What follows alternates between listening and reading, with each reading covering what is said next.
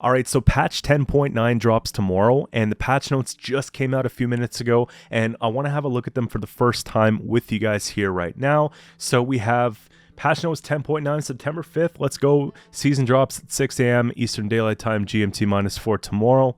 But let's have a look here for now.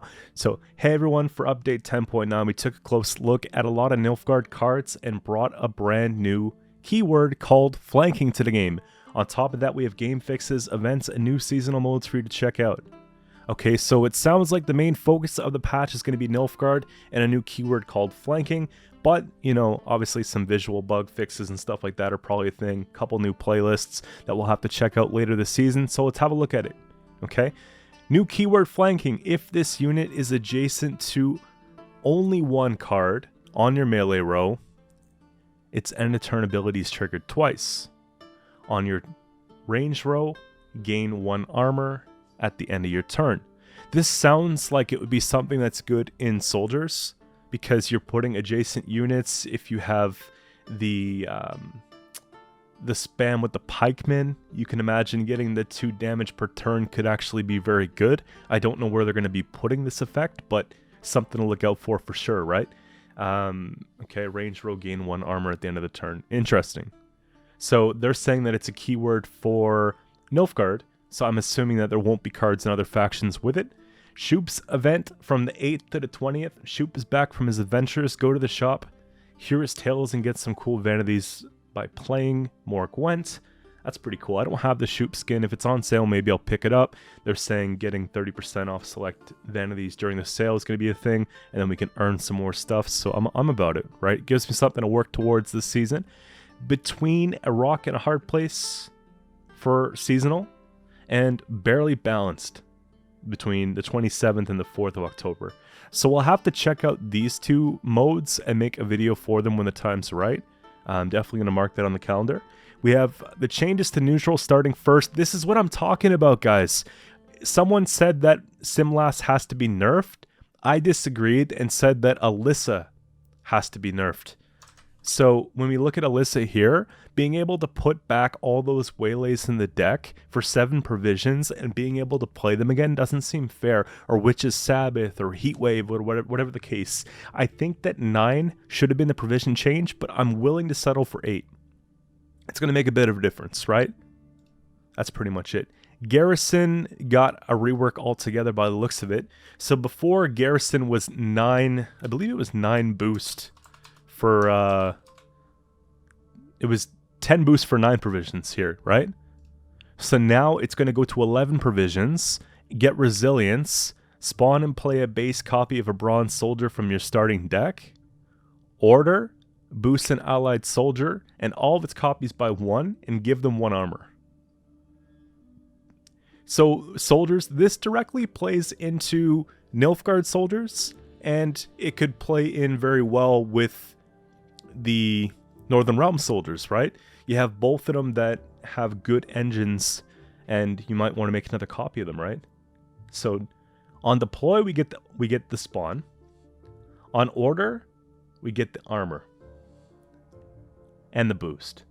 This could be good for maybe like a Sentry and Royal Guard, just keeping them alive. This could be good for like maybe trying to do like some kind of uprising soldiers, right? Because Scytheman, I believe the Lyrian Scytheman's a soldier. That's interesting. So I'm thinking either some kind of swarm with this for Northern Realms, or some sort of like engine control deck with soldiers for Nilfgaard. Really cool stuff. So that's the change to Garrison. Look out for this card. It sounds like it's going to be pretty decent if you have the ability to go wide, because being able to boost all the copies of something is actually really nice. They finally did it, guys. Peasant, she got the rework. Power change from 2 to 4. Ability change to whenever you play a unit with deploy, boost out by 1. So it's like a neutral Nausicaa, right? This card basically was what Nilfgaard's Nausicaa used to be. 4 base power and a really good engine. I think that that's going to see a lot of play now. which leads me to believe they are going to change what Nazca does when we go down to the Nilfgaard changes, so we'll find out really quickly. Bridge Troll for monsters, ability change to Death Wish, boosts the lowest power ally unit by 4, so that's not a really big change. It's literally just flipping what it does backwards. Before, it was boost the highest amount. So we're just going to the lowest one. I think that's a bit better because you don't really want to put something taller if it's already very tall, right? So pretty much it there. This is a huge buff to Death Wish. Selenio Harpy, provision cost change from 5 to 4. This is one of my favorite cards to play right now in a Consume Death Wish deck, and it's because of the bonded ability. Being able to get the extra Harpy Egg when you have 2 of these on the board is massive, especially with Mushy Truffle. Now having this at 4 provisions allows us to put more cards that we need in the deck. So I'm definitely going to be doing a Death Wish video soon, just because I'm excited about the couple changes that we have so far here. Endriga Warriors coming up for the next one. We have ability change to deploy, consume your adjacent units. Okay, so that's the same. For each consumed insectoid, gain 1 charge. So before, it was just spawn a token, right, for each one. Now it's gain a charge, and then it's order spawn a drone, charges 1. So it sounds like it already has 1 charge, but you're able to get up to 2 more charges, meaning that you can get up to, I guess, 1 more point out of the card. That's what it sounds like. For each consumed insectoid, gain 1. So you're getting 3. And then you do it on order, right? If you want to see the card, here's the card. You see? It just spawns it automatically before. This is better for row management and setting up stuff. This could be good in like a Glusty Orb deck. This could be good in a Kikimor deck, right? Maybe it's going to help revitalize those things at all. Maybe it's also good for just preventing overswarming with Death Wish, you know, because when you start proccing Scenario and doing all these things, then you start getting a lot of tokens out there. And I can imagine that, you know, being able to hold them is a little bit more effective. But I think Glusty is going to be great for this. 7 for 4 plus 3 bodies, like it's going to be a staple card for any deck that wants Insectoid. Giant Toad, power change from 3 to 4. Ability change though. Deploy, consume an allied unit. When you play a Death Wish unit on your range row, summon self from graveyard to the same row, consume it and gain doomed. I don't understand why they made it row locked, but that's pretty much what they did. They put the power from 3 to 4, which is a little bit better tempo. The reason why the card didn't see as much play as we anticipated was because the card's base power is 3, so sometimes if you didn't have something to consume, you're just playing this a very, very slow tempo play. Now having it at 4 is a bit nicer, but the row lock doesn't really matter that much. I can't think of anything that needs to be consumed on melee in order to work or ranged or whatever the case, so it's fine just having it like that. And then we have Hybrid, ability change to deploy melee. If a unit was destroyed during this turn, boost self by 5, and on deploy ranged, consume an ally unit. So you play it either way, whichever one you need at the time, whether it's a consume to proc a Death Wish ability or whether it's just a point slam. I like the fact that you can go and take like a leader charge off of Detlef, for example, and get that consume or that destroy, quote unquote, and then boost self by 5. So you're basically getting a 9-point swing for 4 provisions, which I think is very reasonable. And it does have a condition, which makes it, you know, not too OP, right? So that's going to be seeing probably a lot more play than it has been just by the extra point buff that we have there. Siren, power change from 3 to 4. Provision change from 4 to 5. Ability change 2. Order, consume an ally unit. Death Wish, boost adjacent units by 2. That's interesting. So we have Siren. There's going to be a lot of Sirens, but they're talking specifically about this one here. So boost 1. If it's a beast, boost it by 3. You can imagine how this is power crept and too one-dimensional, right? You can't play this in many different decks. Like, it has to be a beast, and maybe you don't need a beast, you know what I mean? So this was seeing essentially no play. Now, power going up by 1, we get the 1 extra point there. We lose the provision, but we also have a consume, and, you know, we have a Death Wish, which I do think we need more Death Wish abilities in the game, because if you look at the bronze packages, you have like the Foglets, you have a couple cards you don't necessarily want the Death Wish of, like a Noon Wraith, and you know, the good ones are like the Harpies and the Ruffians. But now this looks pretty good, right? We're getting 4 power and we're getting 4 boost. So 4 and 8 and then a consume for 5 provisions. I like it. I like it a lot. It doesn't seem overpowered. It just seems like something comfortable to play. Succubus Adrenaline condition changed from 3 to 4. That's really good too, because Succubus has a good Death Wish payoff. Now we have a couple more ways to pull it off. And at, you know, the end of your turn, there's another Succubus in the graveyard, summon self from graveyard, right? Adrenaline 3, don't gain Doomed. It's kind of steep because you don't really get a lot of payoff from this card. But now with the extra consumes and the Adrenaline 4, this is going to be a big staple when it comes to monsters, right? And getting Death Wish to work. All these changes support Death Wish, so we're going to have to throw something together, guys. This looks really promising. It doesn't look like it's going to be tier 1 by any means, but it looks like it's going to be something maybe off meta or something that's going to be playable at even pro rank, right? So far changes have been pretty good. They addressed Alyssa. They reworked the Garrison, which is interesting, supporting new archetypes that we haven't really seen much play from, and then getting Death Wish to go. Skellige, no changes, fine. You know, they should have maybe done something about Magic Compass, but it is what it is. Maybe they just want to see how it competes with these other factions that are getting more updates, okay? We have Northern Realms Royal Inspiration updated card recommendation. So that's more of a visual thing with the new leader ability instead of the old one. It's part of like the deck building screen. Knighthood provision cost changed from 10 to 9. So I liked the idea of this card when they basically reinvented it during the last patch. I put it in my deck on the patch day or whenever I made the deck guide for it, but in my alternate version, which was my more competitive one, I didn't put the card because I felt like your Oniromancy and your Amphibious Assault were just better cards because they had Echo, and also boost by 1 for each knight you control is not as much as you think because knights don't really swarm. So again, having this at 9 provision makes a little bit more sense to me, and you know, it gives knights a little bit more flexibility of what they can play and pull, whatever, and how they take their thinning, and you know, whatever. You can maybe use, instead of using both Echo cards, you could use one Echo card now, save a little bit more provisions to bump something up, like maybe a 4P to a lock, like that kind of stuff makes a difference. Now, something I'm actually glad to see here are the Knight Errants getting a bit of a nerf. I found when these cards came out, they were just too strong, and these were just winning games, right? So power changed from 3 to 2, armor changed from 0 to 1.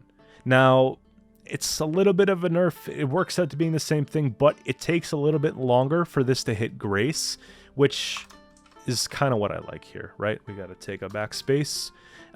This is what I'm talking about. Being able to give this Grace 9 is massive.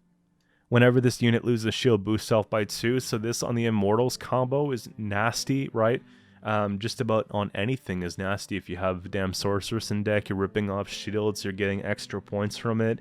You're also getting the 2-point per turn engine that this card essentially is, making cards like Anna Stranger unplayable. You know, that's kind of why I felt like this card needed a change. So I'm happy to see it. Scoia'tael, Milva got reversed. Provision changed from 10 to 11, so they realized that Milva Sharpshooter is actually kind of good when they buffer to 10, and in order for people to play something different when it comes to Scoia'tael, she's got to go back up to 11, which makes sense. I'm not upset about that at all, guys. It is what it is. We could play something different this month. So Scoia'tael received a couple little nerfs that a lot of people complained about. Hopefully everybody's happy with that, but let's move on to Nilfgaard. So Imperial Formation gets a change. This leader ability used to be 3 charges of boosting by 2 and then moving a unit to the top of the deck, okay? So boost 2 allied units by 1 and swap their positions. Then give 1 armor to each targeted soldier, charges 4. Boost 2, so boost 2 units by 1. So 2 by 1's 2, And 4 charges is 8 points. And moving stuff around, okay. And giving them armor. So before, it would be like whenever you play a soldier adjacent to the next, you gain armor. This is just a different way of applying armor, but it actually gets more boost, and it doesn't do the whole move to top deck thing. Which is fine, because, you know, Athen's okay, but Athen's not, like, amazing, right? And that was kind of, like, the only reason why you had it that way, and then Athen was, like, an auto-include card, and some people didn't need it. Swapping their positions, I gotta figure out what that's all about.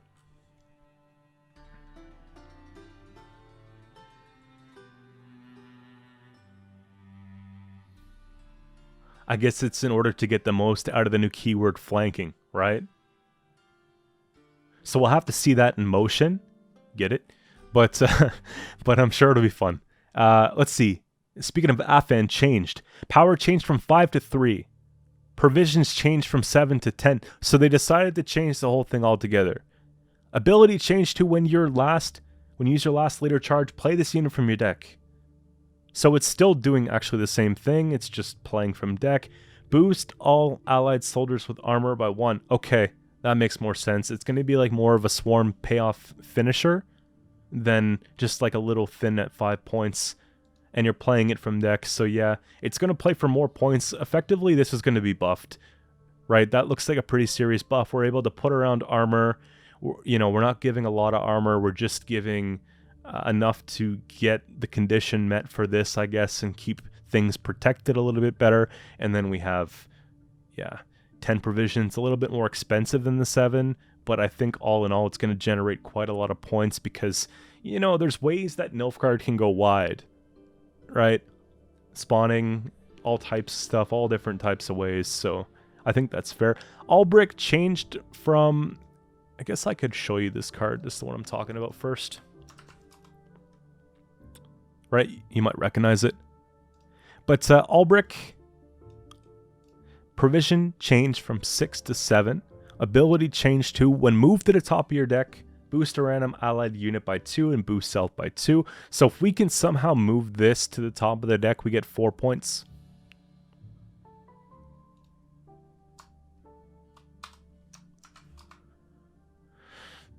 So powers change to 7.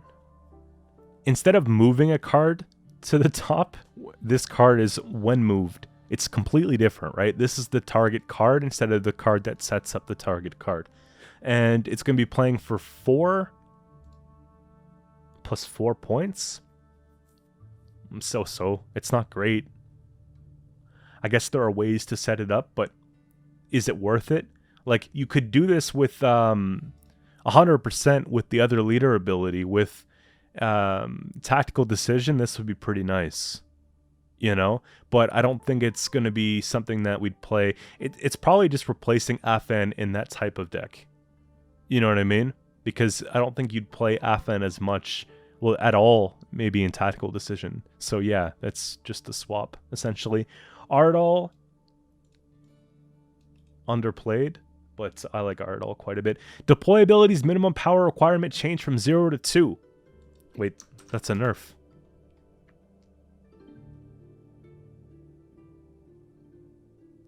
It's kind of a nerf.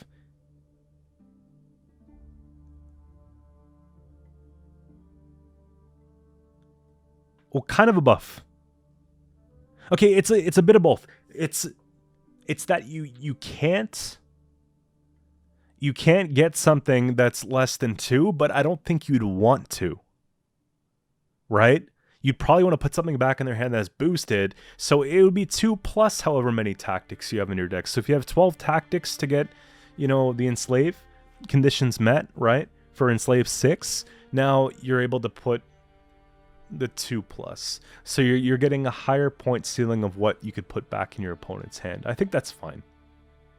Cadaverin provision cost change from 9 to 7 is actually terrifying.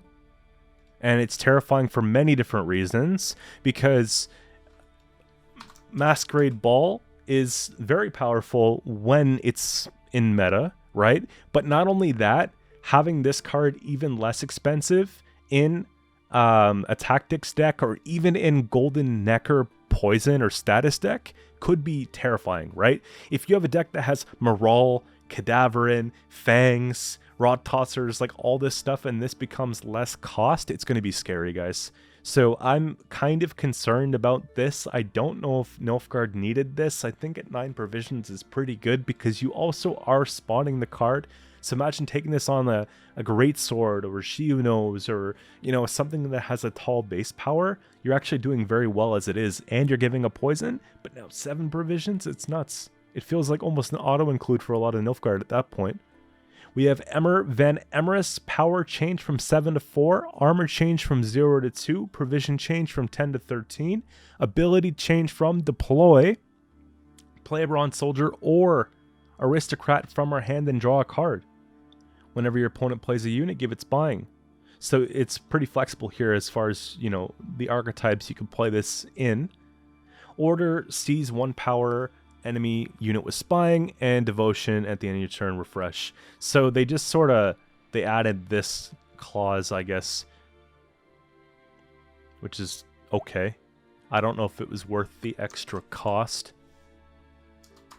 This card didn't really see a lot of play. Having it at a less base power is, you know, not very good, right? 4 plus 2, 6-point removal or a quick lock is definitely going to be of good value, right? Reducing the amount of stuff that gets spying, reducing the amount of, you know, seize points. Like, I think that if someone's playing this against me, I'm going to be able to remove it most times, and it's not going to get a huge threat. I think a lot of the points are coming from this part. At least they made it bronze. I think they're doing something right here. But, you know, single proc of a Masquerade Ball could be kind of nice. You put that down. You see what I mean? If they don't heat wave that right away, then the scenario just sticks, and that's really cool. Kind of like how elves can do like that 1 turn proc after, right? Instead of having to wait 2 full turns. But that's pretty much it for that. Rient's provision changed from 13 to 12. Rient's wasn't seeing a whole lot of value to begin with. I know there was a deck going around with Colgrim and Rient's for a bit. That was probably the only time that I saw Rient's really getting a lot of competitive play. Now, getting a buff to 12, I don't think is going to change the game all too much. Stefan Skellen provision changed from 9 to 11, so they're definitely changing this card. Ability change to deploy, spawn and play Ace up the sleeve for each 3 tactics in your starting deck.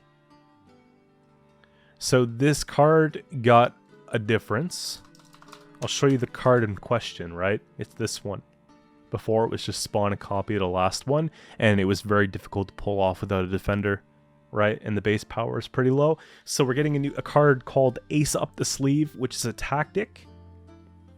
And it looks to be like a token tactic, right? Damage an enemy unit by 2. So on deploy, spawn and play Ace Up the Sleeve for each 3 tactics in your starting deck.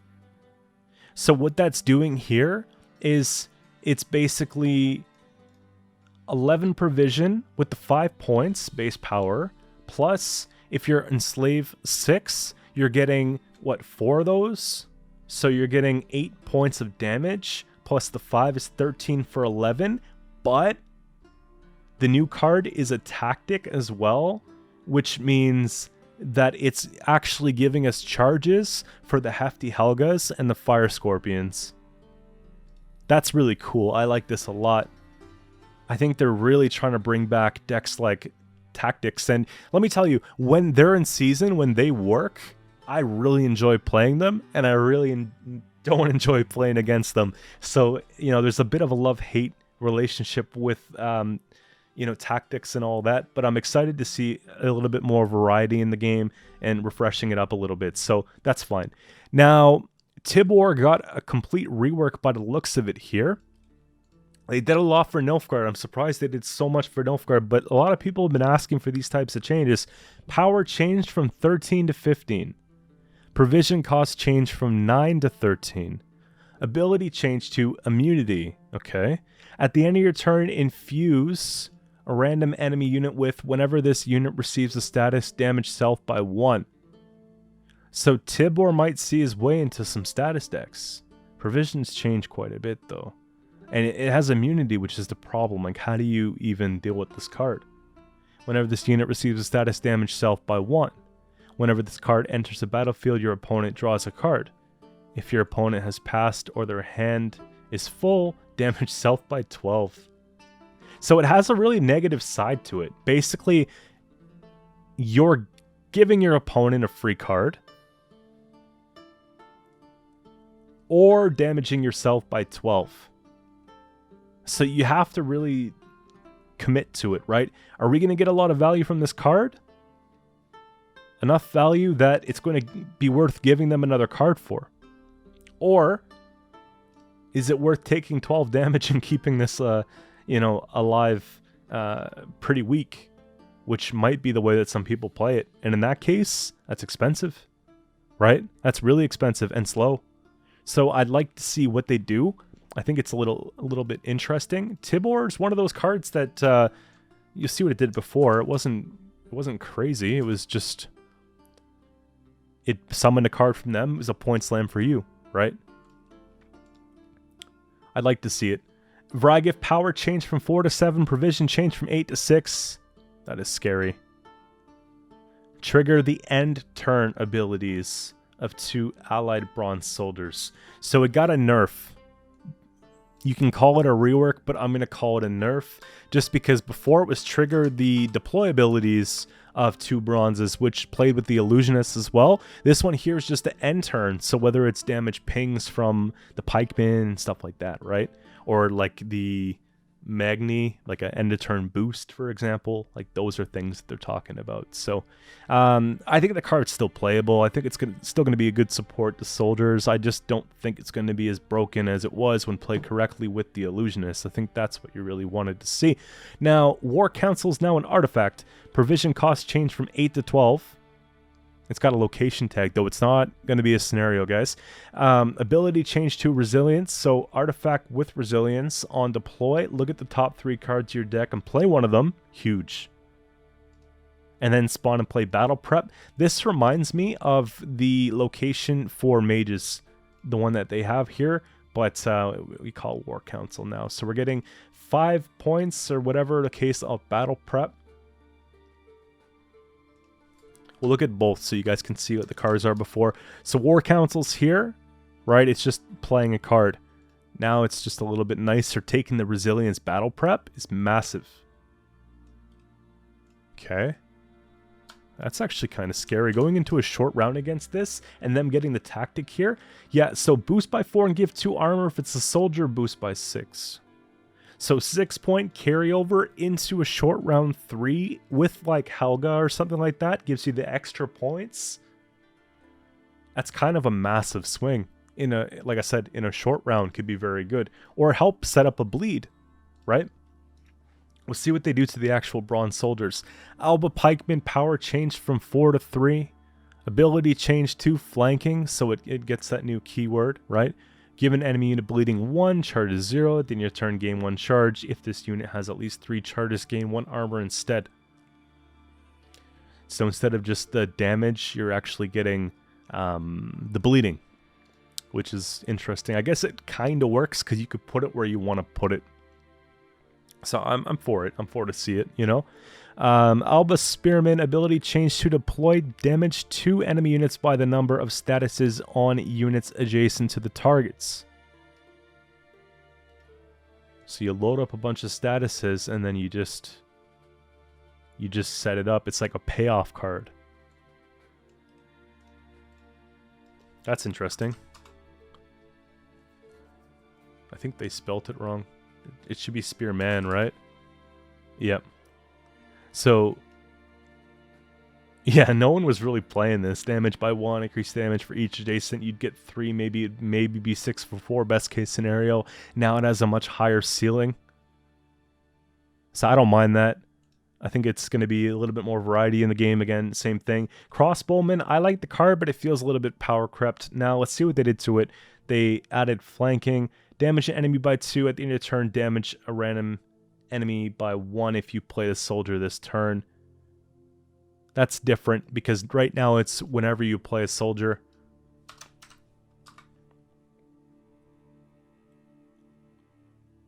Again, hopefully this card gets more play. I think it will with the keyword flanking, right?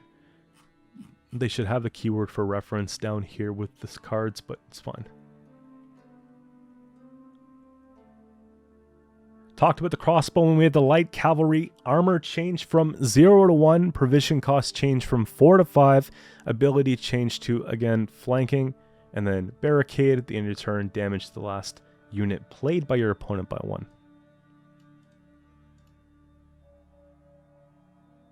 Provision from 4 to 5. I mean, that could make a difference. It's still like a 1 point per turn. Like, this gets kind of nasty. Damage to 2. If it has armor, do 2 again. So essentially like a 5 for 4. Because armor is usually 2. Maybe a 6 for 4 if you're lucky. Sometimes not even anything if they have too much armor. So before it wasn't seeing a lot of play. We have art, feign, heavy, cavalry as well. Power change from 3 to 4. Armor change from 2 to 0. Provision change from 4 to 5. Ability change to flanking. At the end of your turn, gain 1 armor. Ranged. When this unit reaches 5 armor, move self to the melee row. Barricade, melee. Whenever your opponent plays a unit on their side of the battlefield, lose all armor and damage it by the same amount. Then lock self. So you're getting essentially 5 damage, right? Which is interesting. 5 damage on the next card that they play, so it could remove something, like it could remove an engine. I like the provisions change. It's still something you have to keep out there for long enough for it to become a threat, so it doesn't pose as like a busted card that, you know, it's not like we had time to deal with it. And you guys know that old school assimilate is not a thing. It just doesn't work anymore. It's way too slow for the fast game that we have, so portal into these is just not going to happen. They had to change the card. So now it becomes something that might even be worth having that risk for. I'm guessing that it doesn't have assimilate because there's no mention of it here. They just changed it all together, so it looks like a complete rework, but that's pretty much it. Combat Engineer change to deploy, give 1 charge to all allied machines in hand, deck, and on battlefield. It's interesting because machines are not really a main topic of discussion here, but seeing this, like, I thought this card was pretty interesting. If you have megascopes or scenario out, you can get, you know, 7 for 4, but that's about it. Now being able to give a charge to all the machines, this could play decently into, you know, maybe I guess maybe machine spying deck, or I'd have to look at the tags for the Helga and all the tactics, but I'm pretty sure that would apply as well. So interesting, flexible, right? Dalaran Soldier, power change from 3 to 2, provision change from 5 to 4, so I see a bit of a buff. Ability change to, if you control a soldier, summon all copies of this unit from your deck to the row, because Nilfgaard needs more thinning, right? At the start of the game, spawn a copy of self in your deck. Okay, so you get like an extra copy, but if you have 2 of them in your deck, you technically get an extra 2 copies. So you'd have 4 in your deck at the start of the game. And then you'd just be able to bring out the 4 units. It would still be thinning 2 because you're adding 2 cards. So it'd be 2, 4, 6, 8. But it would be 4 bodies. And they'd be 4 soldier bodies, which would play into the leader Afan play more effectively, right? So that's interesting. Dual Guard abilities change to flanking. At the end of your turn, boost self by 1 if you use your leader ability this turn. Well, that's not bad, I guess. Right, you get the flanking ability. And you get the extra points. We have 4 leader charges, so you can kind of just engine that if you like, right? Impera Brigade, provision cost change from 5 to 4. Ability change to damage all spying units on the opposite row by 1. Wow, you can do some pretty big, like, damage all lacerate type thing, like a 1-point swing across the board if you can get enough spying going on. Brigade, if you guys don't know, used to be... What's the problem here? Used to be thinning card. I think there's a spelling mistake here. It's like Imperial, I think.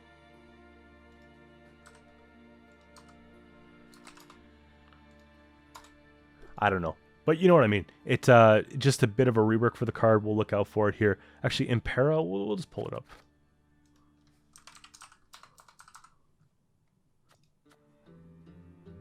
Okay, it is Impera Brigade. Anyways, before it was just thinning. It became a little bit power crept for thinning options when we have like Roach and Knickers that are just auto thins, and we have other stuff like the Blightmaker combos, but that's that. Magnate changed from 3 to 2, Provision changed from 4 to 5, so this gets a rework. Ability changed to play a tactic from your hand and draw a card. That seems kind of busted. What? Why do they have to give you free thinning with no condition? What a swing. So this card here, I was thinking it was just going to remain a 1 point per turn engine, right? But now they've just made it 2, but then you're thinning. So you're going to get really good thinning from this archetype now, whether it's soldiers, or whether you're playing tactics, or whether you're playing a combination of each. I'm sure we're going to see a bit of everything going around. This is obviously, I think, geared more towards tactics. However, you know, it's pretty flexible. Nausicaa, we talked about it because the peasant got the rework. So Nausicaa would have had to change because she took on his ability, or its ability, to the T, right? So power changed from 3 to 1. Armor changed from 0 to 1. Provision changed from 4 to 5. Ability changed to, if your opponent has won a round this game, summon self from your deck to a random allied row when you play a soldier. 1 power. Just thinning in bodies. That's essentially it. They're helping set up for Swarm, right? They did that with the Dalaran Soldier. Now they're doing it a little bit more with the Nausicaa Brigade, just helping you get cards out there faster so that you don't have to use Blightmakers and stuff as much. That doesn't have synergy with the Soldier's archetype in order to get it to work. That's pretty interesting, right? I like how the Peasant gets that deploy, because there's so many good deploys in the game, and Nilfgaard doesn't get to keep that for itself, you know, under Devotion, so that's pretty cool. This is interesting to see. I'm thinking about a different Nausicaa, though. Yeah, I'm thinking different Nausicaa. This is the first Nausicaa. Damage an enemy by 1. If the unit was boosted, damage it by 3. I'm thinking Nausicaa Sergeant was the one that the Peasant got changed to. So that one's this one here, right? That's what I'm talking about. Now, it still got changed, so 5 provisions now. If your opponent has won around this game, spawn and play back. What? So you get 9 for 5, or 10 for 5 technically off a soldier, just to let them have a round. And most times you're giving your opponent a round anyways when you're setting up these engine decks, because what soldiers can do is win round 1, dry pass round 2, go into a long round 3 to get most value from the engines, you know, have round control, so they're in a favorite spot, and then get rewarded for it even more with battle preps. So look out for this card. I think it's going to be nasty when played within soldiers, but not really much else. It'll be good in maybe tactics as well, right? You're getting extra tactics added to the game, so... But that's interesting. So Ointment got a change. Boost an allied unit by 5. If it was a bronze soldier, not just a soldier, bronze, trigger its end of turn ability. So that's another little buff. They went kind of crazy with this whole thing, didn't they? If it's a soldier, heal it first. Like, I had a pretty interesting play with this one here where I'd spawn copies of like 1 power and then heal them up and stuff like that. It was really cool, but this one here is a little bit more everyday use, right? Being able to just trigger its end of turn ability gives you an extra point or 2, which is reasonable. I don't think the card's busted. It might see a little bit more play here. It's one of those cards right now where you're kind of like, do I use this or do I just take a Joust? And most often people are still taking Jousts. So to see maybe it get a bit more play, I think is fine. We're not even through these yet. We have Recruit power changed from 3 to 4. Ability change to order, play a bronze soldier from your deck, then shuffle self into your deck. So it's just about getting cards that you're looking to play and just getting this back into the deck, I guess, which is fine. It's this one here, Recruit. It seems more lore friendly though, Recruit, you know, like doing the grunt work, getting some of the soldiers out there, you know.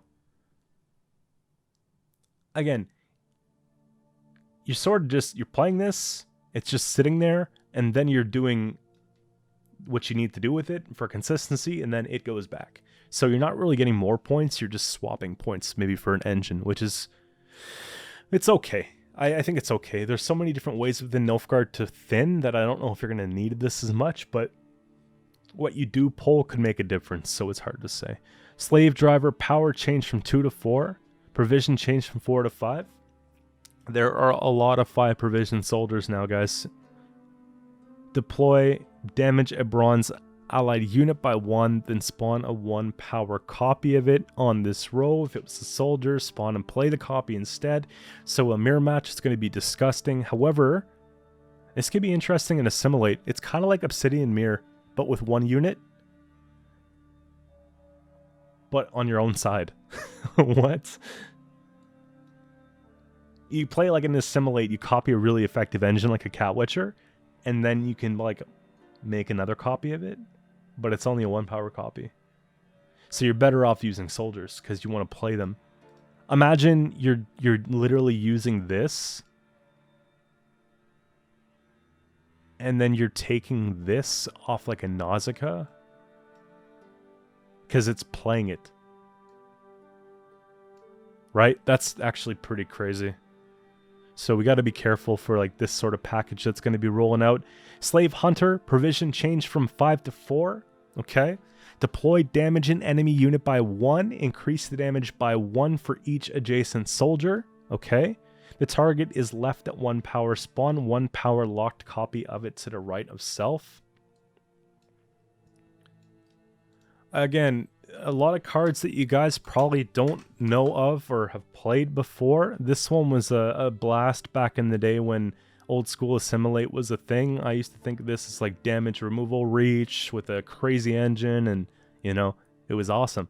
But now the purpose has changed. I still think that it's actually decent, right? So 4, 7, technically. If you hit something that was 3, you get another power, which is 8 for 4. If it was an engine and we have a way to purify it, then it's additional value. You kind of see the idea here, right? Kind of nuts. It's not a bad value play for 4 provisions. Slave Infantry, costs change from 5 to 4.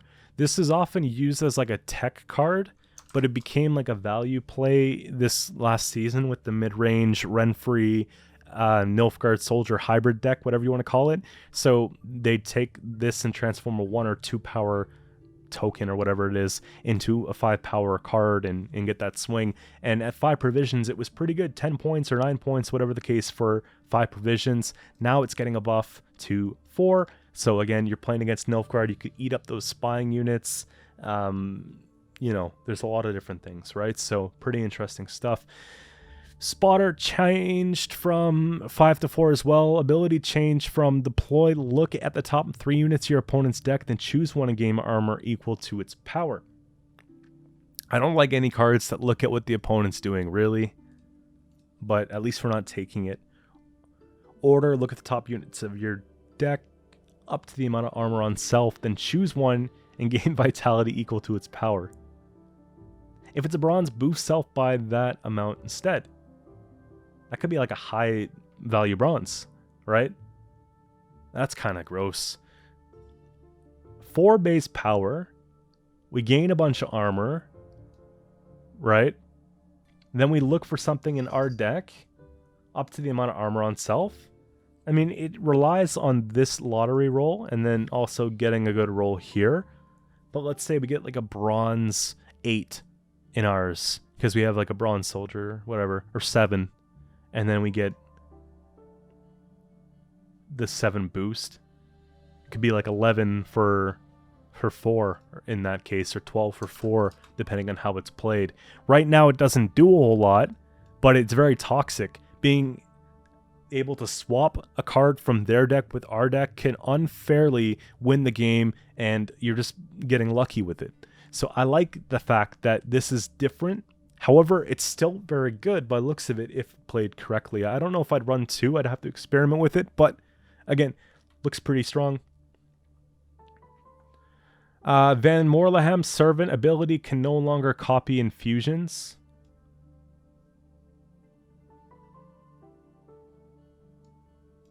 That's good. Remember, it was copy the statuses from one thing to another. And people were abusing this card with the cultist decks. So that's been changed a little bit, right? Good to see here. Salamander Hideout now has a Salamander tag. Fine, that's a little bit of a buff to Syndicate, giving the location Salamander tag, but it kind of makes sense. It plays into the lore. Why wouldn't it have a Salamander tag? Fine. However, failed experiment, even with the cooldown change from 1 to 3, the feed needed to still be nerfed from 3 to 4 because the poison Syndicate decks were just really strong. And I guess they really want to see some changes, right? With this card and with the Golden Necker variants of this card being played, there's just so many things. Not a lot of changes to half the factions. It looks like the main focus of the faction was Nilfgaard, as you guys can see here. I still think they could have done a couple more things for Skellige. I still think they should have done a couple more things for Syndicate. However, you know, seeing Nilfgaard get a new archetype to maybe give them a little bit more play without Renfrey could be very good, and it feels like more of a wholesome, more sturdy archetype. Seeing a little bit more come in for status is really nice. Seeing a lot come in for Death Wish monsters feels like a great time as well. So with all those things, I'm actually very impressed, and I look forward to getting, you know, ready to play the season, playing a lot of games and trying this all out. So that's pretty much it for today, guys. Let me know in the comments down below, what do you guys think of this patch? What do you think about the new keyword flanking, and what decks are you most interested to see me put out and to try for yourself this coming season? And let's put some W's in the comments as well for Peasant Militia. Awesome to see finally they did something about this card as well. But that's it for me, guys. Have a good one. We'll see you tomorrow with another video, and I'll be posting the stream schedule shortly. See you then.